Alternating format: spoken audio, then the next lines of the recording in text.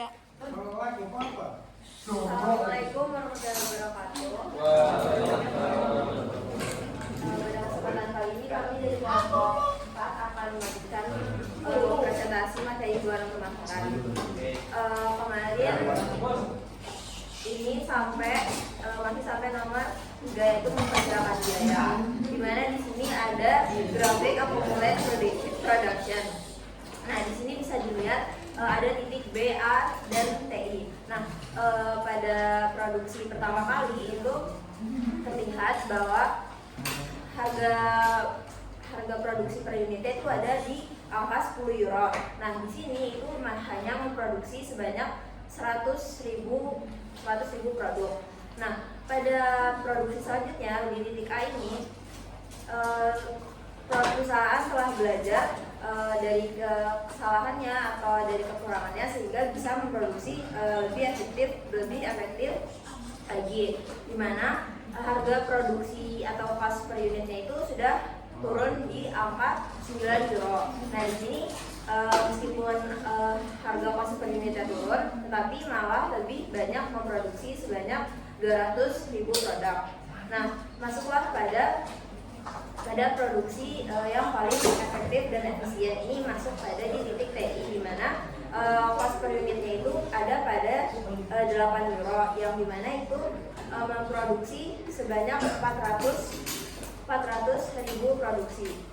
Nah, ini tadi garis ini itu merupakan experience curve atau artinya itu pengalaman dalam memproduksi. Jadi kan di sini yang ini tuh bukan kayak ini hari pertama, hari kedua, hari ketiga, tapi ini adalah total barang yang pernah diproduksi seumur hidup perusahaannya. Jadi hasil experience kerja ini tuh jadi akumulasi produksi ini jadi cepat naik. Biaya modal pun juga bisa turun sampai ke 8 euro tadi.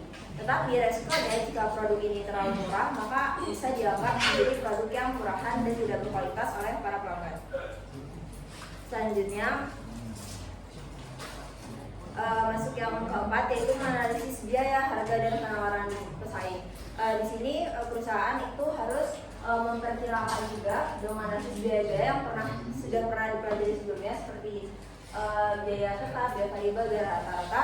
Pokoknya yang intinya harus memberikan keuntungan. Juga kita harus menganalisis dari penawaran pesaing. Jadi kita harus bisa membandingkan dengan pesaing-pesaing lainnya harganya itu seperti apa. Selanjutnya tahap yang kelima, yaitu menganalisis metode penetapan harga. Di sini ada contoh dari penetapan harganya sendiri, yaitu the 3 choice model for price setting. Nah, di sini itu kalau bisa dilihat di sini ada low price di paling bawah dan high price di paling atas. Nah, di sini gimana cara kita menentukan harganya? Itu kita minimal harganya itu ada di sini, di floor price di mana harga itu akan menutup biaya produksi, atau dalam penghitungan itu titik impas. Lalu jika harga dinaikkan, itu kita juga bisa mendapatkan keuntungan. Kita juga bisa melihat dari harga pesaingnya. Lalu naik lagi ke sini adalah patokan harga, di mana rata-rata perusahaan ini mengambil patokan harganya. Nah, naik lagi ini biasanya untuk barang-barang yang memiliki penilaian tersendiri dari para pelanggan, seperti barang-barang mewah. Terus naik lagi di sini ada batas dari harga maksimal yang mampu konsumen beli. Jadi kayak intinya tuh harga yang masih masuk akal. Kalau misalkan harganya disetel di atas harga maksimal ini, maka harganya menjadi harga yang tidak masuk akal. Kan contohnya nggak mungkin ya, kalau misalkan sebuah botol aqua itu dijual dengan harga 50.000 per 1 liter. Jadi tidak mungkin ada permintaan, no possible demand at this price. Nah, jadi harganya itu tidak bisa ditentukan asal, harus sesuai dengan patokan ceiling price dan floor price ini. Selanjutnya masih dalam menentukan metode penetapan harga. Di sini ada banyak metodenya. Yang pertama ada target return pricing atau harga balik modal ditambah target. Nah, ini di sini ada contoh dari grafik target return pricing atau harga balik modal ditambah target, yaitu adalah break even chart. Di sini bisa dilihat ada garis fixed cost, di mana garis fixed cost ini berada di titik 300.000 euro. Ini kan eurosnya in thousand. Nah, fixed cost ini tuh di mana? Produksi ini tuh biaya ini tuh tidak dipengaruhi oleh apakah perusahaan ini memproduksi atau tidak. Jadi garisnya ini lurus, kan sudah pernah dipelajari. Terus selanjutnya ada garis total cost. Nah, garis total cost ini itu tuh merupakan biaya dari fixed cost ditambah variable cost. Jadi grafik total cost ini garisnya berada di atas garis fixed cost. Selanjutnya ada garis total revenue. Di sini garis total revenue ini tuh berada di 0. Jadi intinya semakin banyak penjualannya itu maka akan semakin tinggi juga pendapatannya. Di sini pada contoh grafiknya itu sebuah perusahaan itu menentukan sebuah target profit atau target keuntungan ini berada berkisar pada 600 euro sampai 800.000 lebih euro. Nah, dari grafik ini itu bisa dilihat titiknya, di mana titik ini menjadi titik impas, di mana perusahaan tidak mendapatkan keuntungan ataupun mendapatkan kerugian. Nah, di sini kan tadi baru satu metodenya. Nah, di sini juga ada metode lainnya seperti markup pricing, harga modal yang ditambah dengan untung. Nah, harga ini untungnya ini dalam bentuk persenan bentuknya. Terus juga ada perceived value pricing atau harga sesuai nilai di mata pelanggan. Jadi harganya ini tuh ditentukan berdasarkan pertimbangan pada pelanggan juga. Misalkan pelanggan terbiasanya dengan harga 50.000, maka harganya juga tidak bisa jauh-jauh dari harga 50.000 sendiri. Selanjutnya adalah metode value pricing, yang dimana ini harga murah tapi berkualitas.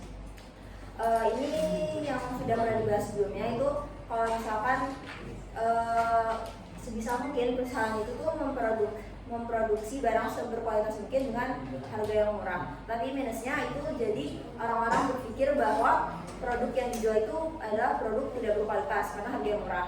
Selanjutnya ada metode going rate pricing atau harga ikut pesaing. Jadi di sini harganya itu menggunakan patokan dari harga pesaing. Jadi tidak bisa jauh-jauh dari harga pesaing itu sendiri. Selanjutnya adalah metode auction type pricing atau harga lelang. Nah, harga ini satu-satunya harga yang tidak tetap atau melalui proses negosiasi antara penjual dengan konsumen. Selanjutnya yang terakhir kita bisa memilih harga akhir. Nah, memilih harga ini tidak bisa ditentukan oleh satu divisi itu saja, tetapi harus diterapkan oleh divisi-divisi lain melalui diskusi, karena pasti harga itu akan berpengaruh juga dengan sistem perusahaan. Terus juga memilih harga ini nantinya akhirnya harus tetap mengikuti arahan dari atasan. Jadi harga yang sudah diidentifikasi ini harus juga disebar kepada atasan apakah harga tersebut boleh bisa digunakan.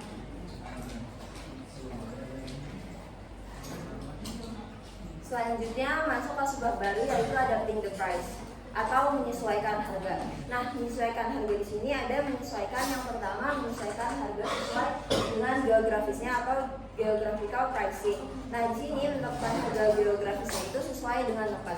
Kan tidak mungkin harga yang ditetapkan di suatu kota besar atau di suatu kabupaten itu sama. Jadi harga ini juga berpengaruh kepada geografis. Terus juga masih ada daerah yang tidak menggunakan sistem pembayaran secara cash. Ada juga yang masih daerah yang menggunakan sistem negosiasi ataupun barter, seperti di Papua pedalaman itu masih menggunakan metode barter. Selanjutnya adalah menyesuaikan harga sesuai dengan diskon dan potong harga. Jadi minusnya dari memberikan diskon dan potongan harga ini itu pelanggan yang membeli itu jadi bukan pelanggan tetap, tapi adalah pelanggan-pelanggan yang hanya berburu diskon. Jadi kalau harganya kembali normal itu penjualan bisa saja turun kembali. Selanjutnya itu minusnya itu bisa produk dianggap murah, dianggap tidak berkualitas atau murahan. Selanjutnya adalah menyesuaikan harga dengan menetapkan harga promosi.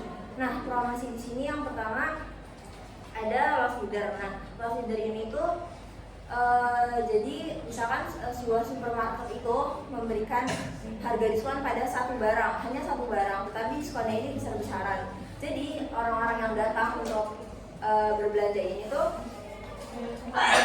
membelinya itu tuh bisa terdistrak. Maksudnya ini dia tidak hanya membeli satu barang tadi yang diskon besar-besaran, tapi menjadi membeli barang lainnya. Jadi supermarket itu akan berubah. Untuk selanjutnya adalah special event, dimana special event ini tuh seperti kayak tahun baru, promosi tahun baru, promosi saat lebaran, Agustusan atau Imlek. Selanjutnya ada cashback, selanjutnya juga ada low in financing atau penerapan bunga yang rendah. Selanjutnya ada harga promosi di mana menetapkan garansi atau customer service-nya. Selanjutnya ada promosi berdasarkan psikologi pelanggan seperti yang sudah dibahas sebelumnya. Selanjutnya ada menyesuaikan harga dengan menetapkan harga yang dibedakan atau differentiated pricing, di mana beda orang, beda kemasan, beda gengsi, beda tempat, beda lokasi fisik dan waktu itu juga berbeda harganya. Kalau misalkan beda orang kan pasti kita pemasaran untuk remaja sama orang yang sudah berpenghasilan itu beda. Terus kalau kemasan juga ya pasti beda. Misalkan kemasannya dibuat kemasan yang baru, itu pasti harganya terkadang lebih mahal. Terus kalau gengsi juga misalkan itu adalah barang-barang branded. Selanjutnya adalah tempat. Itu misalkan kita jual di bazar sama di supermarket itu beda. Terus misalkan kayak Coca-Cola yang dijual di restoran sama yang di Alfa itu kan pasti beda. Terus ada lokasi fisik dan waktu. Lokasi fisik ini kayak penjualan tiket bioskop yang biasanya yang paling depan itu kan kadang harganya lebih murah daripada yang bagian tengah. Terus beda waktu, beda harga juga. Maksudnya beda waktu, beda harga ini kalau misalkan contoh di Lawson misalkan ada banding harga di jam 9 sampai 10, itu menjadi lebih murah. Selanjutnya ada subbab initiating and responding to price change. Jadi ini menentukan dan merespon perubahan harga. Yang pertama ini adalah perusahaan ini merespon saat ada pemotongan harga atau initiating price cut. Di mana tujuannya ini adalah untuk menguasai pangsa pasar dengan bagaimana dengan membuat harganya menjadi murah. Nah, gimana cara membuat harga jadi murah? Itu adalah dengan menekan biaya produksi. Nah, menekan biaya produksi ini sendiri itu adalah dengan cara memproduksi massal. Selanjutnya ada merespon saat ada kenaikan harga. Nah, kenapa adanya kenaikan harga ini atau increasing price increase? Yang pertama ada cost inflation atau inflasi harga. Pasti harga bahan baku kan tidak selalu murah, kadang dia bisa menjadi mahal juga. Terus juga kenapa? Yang kedua ini ada karena over demand atau permintaan yang terlalu banyak atau terlalu tinggi. Nah, daripada suatu perusahaan itu kehabisan barang, mereka lebih memilih untuk menaikkan harga barangnya. Jadi yang berminat ini akan lebih sedikit. Selanjutnya adalah bagaimana. Nah, bagaimana untuk menaikkan harga tetapi dengan tidak menaikkan harganya. Yang pertama ini ada mencopot fitur. Dimana mencopot fitur ini kayak misalkan kemasan itu tadinya ada fitur ziplocknya, tapi karena adanya kenaikan harga, jadi fitur ziplocknya itu dicopot. Terus juga ada hapus diskon. Hapus diskon ini paling banyak biasanya yang digunakan sama suatu usaha atau perusahaan. Yang ketiga adalah mengurangi ukuran. Yang mengurangi ukuran ini contohnya ada di Momogi. Kalau kalian tahu dulu itu Momogi itu masih lumayan panjang, seukuran jari panjang jari telunjuk ini, tapi sekarang udah bahkan lebih kecil dari jari kelingking. Tetapi harganya itu masih sama, yaitu 500 perak.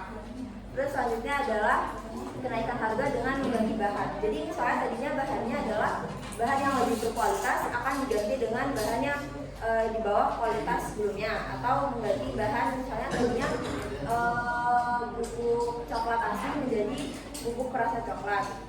Selanjutnya adalah kampus layanan. Kampus layanan ini contohnya kayak ada di Shopee, dimana dulu tuh masih banyak banget diskon ongkir yang sampai 0 rupiah, tapi sekarang bahkan diskonnya itu bisa dibilang lebih sedikit. Selanjutnya adalah respon pesaing, respon harga pesaing atau responding to competitor price change. Nah, dimana saat mengubah harga itu tuh harus dipertimbangkan dulu kira-kira pesaing ini mengubah harganya ini kenapa, tidak langsung kita juga mengurangi harga tersebut. Yang kedua adalah membuat keunggulan. Saat pesaing itu memiliki produk yang kurang lebih sama, kita tuh juga bisa membuat keunggulan dari produk kita tanpa mengurangi harganya. Jadi orang-orang ini berpikir, oh berarti lebih mahal ini berarti merupakan produk yang lebih berkualitas. Terus juga merespon dengan solusi, misalkan pembelian AC itu sudah include dengan pemasangan AC dan servis gratis mungkin selama 5 bulan. Subbab selanjutnya yaitu strategi price atau saluran distribusi. Nah, strategi price di sini tuh yang itu maksudnya adalah saluran distribusi di perusahaan internasional. Jadi perusahaan internasional ini memikirkan produknya ini tidak hanya sampai keluar dari perusahaan, tapi sampai ke tangan konsumen di luar negeri. Nah, perbedaan saluran distribusi di berbagai negara tuh ada kebijakannya yang berbeda-beda. Misal kayak di Jepang itu regulasinya lebih ketat, jadi bahkan sampai ke tangan konsumen itu harga produknya itu bisa lebih mahal dibandingkan misal di regulasi yang tidak ketat di India. Yang kedua adalah ukuran dan karakter pengecer. Biasanya kalau contohnya di Amerika itu tuh banyak supermarket yang menjual secara grosir, atau misalkan satu pak itu ada isi 5 atau isi 10. Nah, kalau misalkan di India itu beda, kalau dia kebanyakan tuh menjual eceran atau satuan karena mereka kekurangan tempat penyimpanan, misalkan mereka kekurangan atau tidak memiliki kulkas. Selanjutnya adalah perbedaan pada implikasi perilaku konsumen, di mana ini tuh melihat dari kebiasaan konsumen dan ekonomi konsumen itu sendiri. Nah, jadi perusahaan internasional ini tuh perlu memahami dan beradaptasi dengan sistem distribusi di berbagai negara itu yang berbeda-beda. Nah, di sini ada konsep saluran distribusi ke pasar internasional. Di sini ada 3 rantai utama. Nah, rantai pertama ini dari penjual itu akan memberikan ke kantor pusat pemasaran internasional penjual, atau biasanya tuh kantornya ekspor impor. Nah, di sini itu penjual tuh menentukan di mana nantinya strategi saluran ini. Nah, dari sini akan dikirim ke saluran-saluran antar negara. Nah, di saluran antar negara ini maksudnya adalah itu belum sampai di tujuan produknya, tetapi masih di perbatasan negara asing. Jadi pada rantai kedua ini tuh itu akan dipilih perantaranya seperti perantaranya itu siapa, transportasinya itu bagaimana, pengaturan keuangan dan resikonya itu seperti apa juga. Selanjutnya ada rantai ketiga, di mana saluran ini sudah sampai di negara tujuan tapi belum sampai ke pembeli akhir. Nah, barulah dari sudah sampai di negara ini disalurkan ke pembeli akhir. Selanjutnya saya akan menjelaskan tentang promosi. Promosi ini adalah alat alternatif yang umumnya ini tuh berjangka pendek. Nah, ini tuh biasanya mendorong konsumen untuk membeli produk atau jasa secara cepat ke konsumen. Dan di dalam promosi sendiri itu ada promosi penjualan. Promosi penjualan ini tuh mencakup 4 kelompok. Yang pertama itu promosi konsumen. Promosi konsumen sendiri itu mendorong konsumen untuk membeli barang kita secara cepat. Contohnya dengan cara kita memberikan diskon, terus kupon, terus sama hadiah. Terus yang kedua itu ada promosi perdagangan. Promosi perdagangan sendiri itu kita memberikan bonus ke distributor agar mereka itu semangat untuk mempromosikan produk kita. Terus yang ketiga ada promosi bisnis. Promosi bisnis sendiri itu kita mempromosikan bisnis kita ke perusahaan atau sesama pebisnis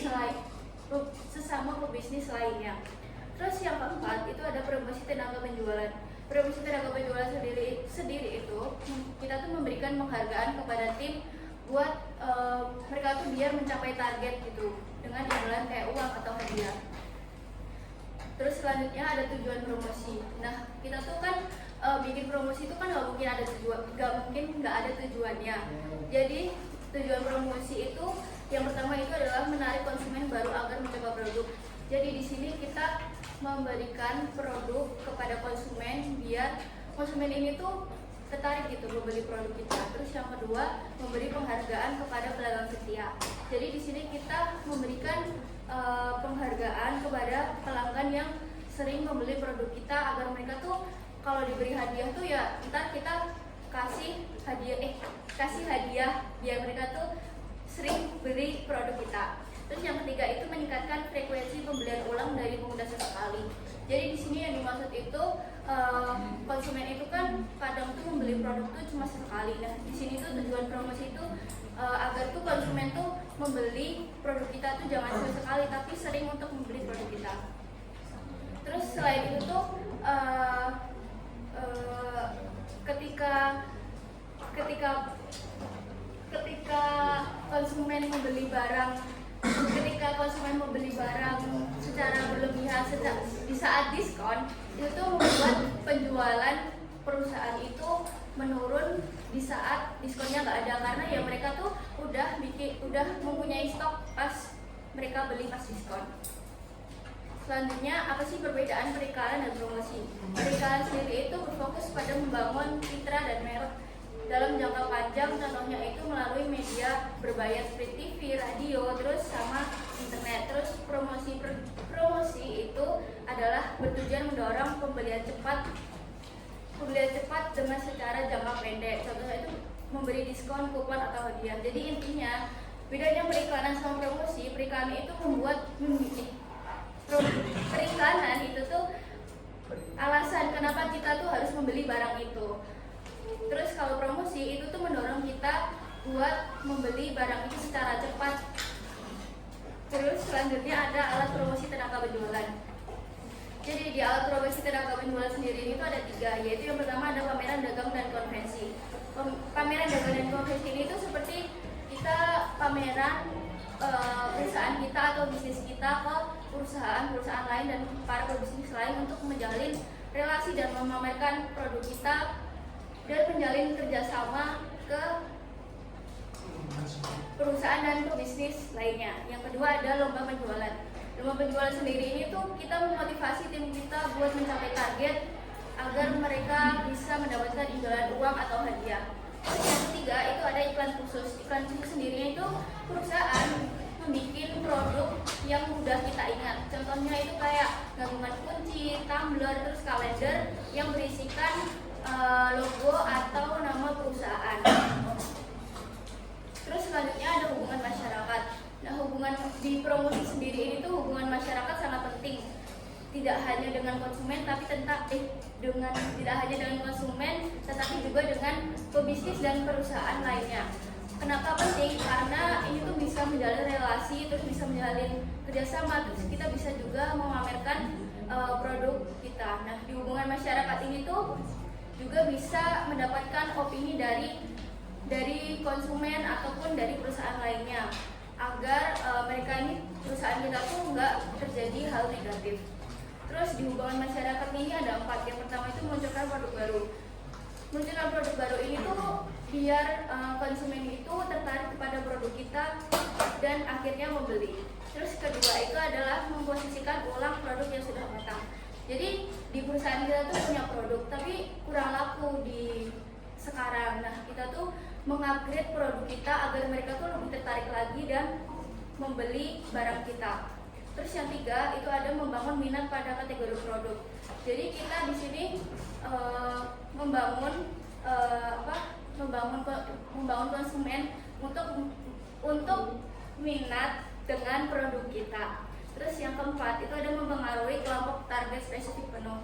Jadi kita dalam hubungan masyarakat ini tuh kita mempengaruhi ke kelompok-kelompok tertentu. Contohnya itu ke ibu rumah tangga, terus ke mahasiswa, ke pekerja kantoran, gitu. Terus selanjutnya ada direct marketing. Direct marketing sendiri itu adalah sistem pemasaran langsung dengan dua belah pihak dengan akan mendapatkan responan langsung. Nah, di direct marketing sendiri ini tuh di dalamnya ada bentuk dan media. Jadi di bentuk media itu ada 5. Yang pertama ada surat langsung. Contohnya surat langsung itu kayak brosur, terus ada katalog. Terus kalau telemarketing itu kita berhubungan langsung dengan pelanggan melalui telepon. Terus yang ketiga ada katalog marketing. Katalog marketing sendiri ini tuh kita memberikan katalog misalnya itu di Instagram, di Facebook, terus di WhatsApp, biar konsumen itu tahu katalog kita tuh apa aja. Terus yang keempat itu ada pemasaran online dan email. Jadi pemasarannya itu melewati online seperti website, terus Instagram, Facebook, dan WhatsApp. Dan terakhir itu bisa melewati email juga. Jadi kita mengirimkan kayak produk kita ke email mereka. Terus yang terakhir ada media interaktif. Media interaktif sendiri ini tuh kita berhubungan langsung juga dengan pelanggan. Contohnya itu bisa melewati kayak DM Instagram sama WhatsApp. Terus di dalam direct marketing sendiri itu ada tantangannya. Yang pertama itu ada risiko pesan dianggap spam. Kenapa bisa dibilang gitu? Karena kita tuh salah sasaran ke pelanggannya. Jadi seharusnya kita tuh kita mengirim pesannya itu kepada konsumen yang emang tertarik kepada produk kita. Terus yang kedua itu perlu data pelanggan yang akurat. Jadi masih berhubungan sama yang pertama. Jadi misal ada data pelanggan yang akurat itu bakal sasarannya itu bakal pas gitu ke pelanggan yang tertarik sama produk kita. Selanjutnya itu ada studi kasus. Jadi studi kasus ini tuh dari Oreo Double Stuff Promotion. Jadi Oreo sendiri ini kan dari perusahaan Top sendiri ya. Nah, dia tuh menggunakan public figure, atlet untuk mempromosikan Oreo Double Stuff Promotion ini. Jadi ini tuh kayak lomba makan Oreo. Jadi kayak makan Oreo diputar, dijilat, terus dicelupin. Nah, itu cepet-cepetan gitu. Nah, dengan adanya public figure ini tuh Oreo Double Stuff ini tuh jadi perhatian, jadi kayak menarik konsumen untuk membeli Oreo Double Stuff Promotion ini. Selanjutnya yaitu ada strategi proses. Strategi proses adalah cara layanan itu diciptakan dan disampaikan kepada pelanggan dari awal pemesanan hingga layanan selesai diberikan. Kemudian ada service proses design, yaitu perusahaan itu merencanakan alur layanan agar memberikan pengalaman terbaik bagi pelanggan. Di sini ada 5 keputusan. Yang pertama ada degree of technology, yaitu keputusan perusahaan untuk seberapa banyak layanan itu diambil oleh manusia atau teknologi. Contohnya seperti kayak etiket gitu online, itu kan bisa pakai teknologi. Kemudian yang kedua ada degree of visibility, yaitu keputusan perusahaan untuk bagian mana yang proses layanannya itu dapat dilihat oleh pelanggan dan yang tidak dilihat oleh pelanggan. Kemudian degree of customization, yaitu pelayanan disesuaikan dengan kebutuhan pelanggan. Seperti contohnya di Starbucks kita bisa mengatur level gula dan es dalam minuman kita. Kemudian yaitu ada degree of accessibility, yaitu kemudahan dalam mengakses layanan. Nah, dengan kemudahan akses layanan ini yang akan mempengaruhi kepuasan pelanggan. Kemudian degree of integration, yaitu siapa saja yang terlibat dalam proses layanan ini, bisa pelanggannya sendiri atau sama personel layanan seperti kasir, dokter, dan bartender gitu. Kemudian ada 3 isu dalam service proses delivery. Yang pertama yaitu durasi. durasi itu seberapa lama layanan itu disampaikan. Nah, durasi ini berpengaruh penting terhadap kepuasan pelanggan karena kalau kita menyampaikan layanan dengan lama kan itu akan menurunkan kepuasan pelanggan. Kemudian yang kedua, effort of employee atau interaksi karyawan itu sangat berpengaruh terhadap kepuasan pelanggan. Dan kemudian yang terakhir yaitu ada reliability atau keandalan. Jadi proses layanan itu harus sesuai dengan janji dan konsisten dan dapat diandalkan. Misalnya kayak di sebuah restoran kan kita dijanjikan kursi kosong dalam 10 menit, maka hal itu harus terrealisasikan.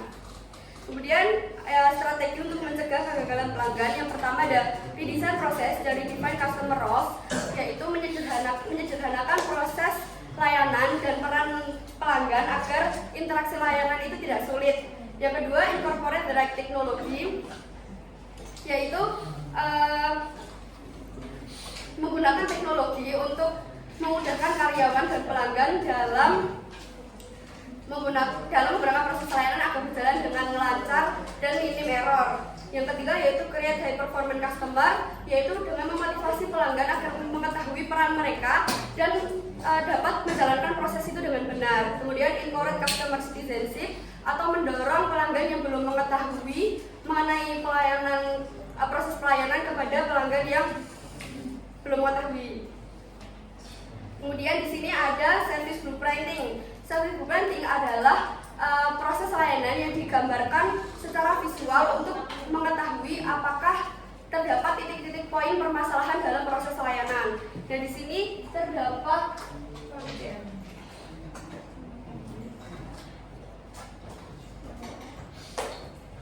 bagan. Ini ada studi kasus service process blueprinting for a visit to a bar. Jadi di sini ada alur untuk kita tuh memesan minuman di bar, mulai dari masuk ke bar sampai ke pembayaran.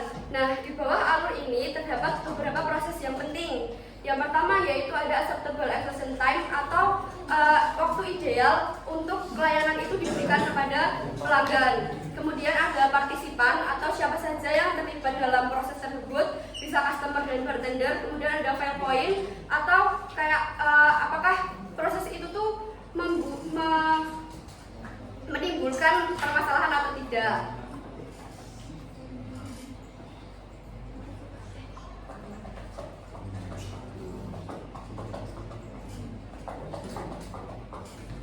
Masuk ke strategi selanjutnya yaitu strategi people. Strategi people adalah individu yang berperan untuk menyampaikan produk atau jasa secara langsung dan mempengaruhi persepsi pelanggan. Nah, strategi people ini juga berperan berinteraksi langsung dengan pelanggan dan menjadi wajah dari perusahaan. Di sini ada 3 strategi yang ditekankan, yaitu ada internal marketing, yaitu perusahaan itu memotivasi dan melatih karyawan agar mereka itu memahami peran dan menghayati peran mereka dalam memberikan pelayanan kepada pelanggan. Kemudian ada interactive marketing, yaitu karyawan berinteraksi langsung dengan pelanggan dan mempengaruhi pengalaman pelanggan. Kemudian hiring and training, yaitu rekrutmen dan pelatihan berkelanjutan diperlukan untuk membentuk perilaku sesuai dengan nilai perusahaan. Kemudian di sini ada bagian organisasi modern yang berorientasi pada customer, di mana customer-nya itu berada di paling atas dan frontline people ini yang paling dekat dengan customer, yang artinya frontline people ini yang tiap harinya itu akan berinteraksi dengan customer dan menjadi wajah dari perusahaan. Kemudian ada satisfying employees as well as customer. Jadi kepuasan pelanggan itu juga dipengaruhi oleh kepuasan customer. Kepuasan pelanggan dipengaruhi oleh kepuasan karyawan. Jadi kalau karyawannya itu puas, maka pelanggannya juga akan puas. Biasanya di perusahaan besar itu tuh mereka tahu bahwa sikap positif karyawan itu yang akan mempengaruhi pengalaman, yang akan mengaruhi loyalitas pelanggan. Kemudian karyawan proses layanan ini harus memiliki 4 faktor. Yang pertama yaitu dorongan untuk memanjakan pelanggan. Yang kedua, pemahaman terhadap kebutuhan pelanggan. Yang ketiga, hubungan personal yang baik dengan pelanggan. Dan yang keempat adalah kualitas pelayanan untuk memecahkan masalah pelanggan. Kemudian di sini ada studi kasus yaitu Pertamina Papua Transformasi SDM menuju era Human Capital 5.0, yang dimana dengan pelatihan ini perusahaan itu tuh berharap agar SDM-nya itu dapat siap menghadapi era digital dan perusahaan itu akan terus berkembang dan bersaing.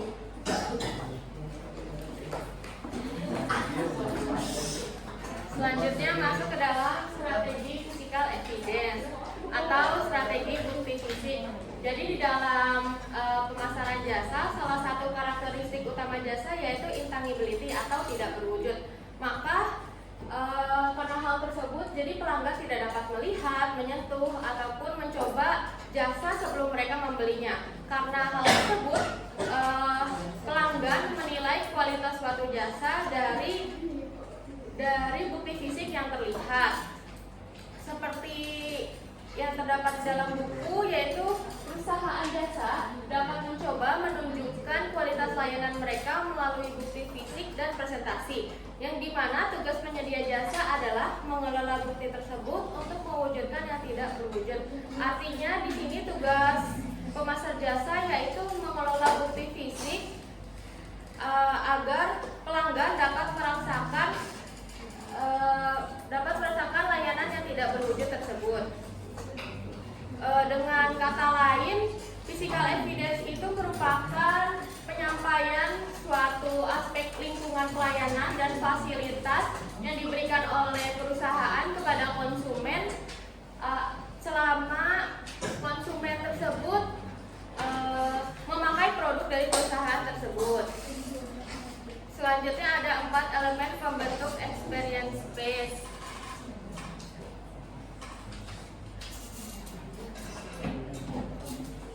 Jadi di dalam bagian tersebut ini ada the individual customer, yang dimana mereka itu berada di tengah sebagai semuanya ini berpusat pada konsumen sebagai individu unik. Jadi semua individu itu kan berbeda pendapat, berbeda persepsi.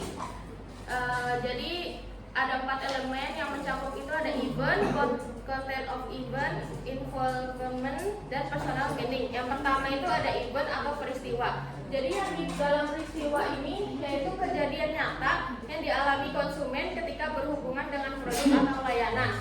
Contohnya seperti konsumen datang ke toko roti, lalu konsumen datang ke kafe yang berbau dengan harum kopi, gitu.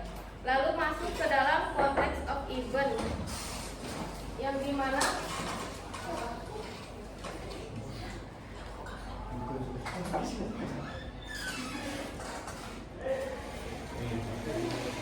terus masuk ke dalam konteks of event, yang dimana konteks of event ini merupakan menunjukkan situasi lingkungan dan kondisi ketika peristiwa itu terjadi. Jadi ketika kalian masuk ke dalam sebuah toko roti, maka kalian akan melihat bahwa suasana di sana itu harum roti, atau suasana di sana itu ramai, kemudian AC-nya di sana dingin ataupun panas. Next, jadi masuk ke involvement atau keterlibatan konsumen. Jadi keterlibatan konsumen ini yaitu seberapa aktif konsumen terlibat dalam interaksi dengan produk ataupun layanan. Di dalam keterlibatan konsumen ini seperti kita membuat kostum sebuah case, lalu ada kalian ingin kostum seberapa banyak gula yang ada pada kopi, jadi seperti itu. Lalu selanjutnya terakhir ada personal meaning atau makna dari pribadi, yaitu pandangan pribadi konsumen atas pengalaman mereka setelah mengalami peristiwa. Setiap orang akan memberi arti yang berbeda-beda. Jadi misalnya kalian masuk ke dalam nongkrong ke kafe, maka salah satu dari kalian ada yang merasa bahwa nongkrong di kafe hanyalah sebuah gaya-gaya untuk kegiatan nugas seperti itu. Namun ada seseorang yang merasakan bahwa nongkrong di kafe merupakan sebuah self reward. Jadi seperti itu.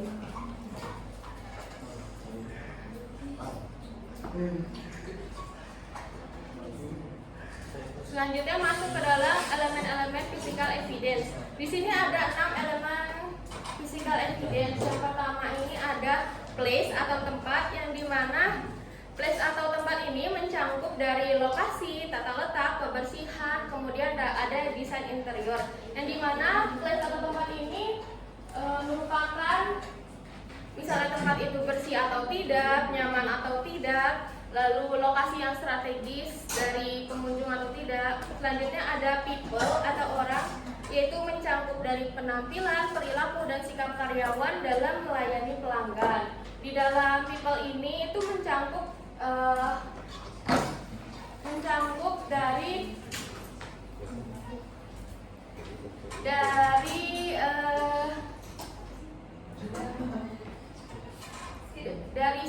dari sikap misalnya kalian datang ke coffee shop, maka dilihat bahwasannya barista tersebut cuek atau ramah. Selanjutnya masuk ke dalam equipment atau peralatan, yang dimana mencakup teknologi dan alat yang digunakan untuk memberikan layanan. Jadi seperti contohnya kalian datang ke stasiun dan jika ingin boarding pass, sekarang kan ada teknologi baru yaitu scan Face ID. Jadi kita tinggal scan maka bisa langsung masuk. Jadi tidak perlu mengeluarkan KTP dan maupun tiket kereta api. Lalu ada communication material, yang dimana communication material ini itu berupa ada brosur, logo ataupun media promosi yang mendukung citra jasa, yang dimana logo seperti logo McDonald yang identik dengan gambar M berwarna merah dengan kuning. Lalu ada simbol, ini hampir sama, yaitu ada mencakup logo, warna, slogan, dan simbol lain yang menanamkan identitas merek. Dan yang terakhir ada price atau harga. Jadi semakin tinggi harga, seringkali konsumen merasa bahwasannya hal tersebut bernilai tinggi.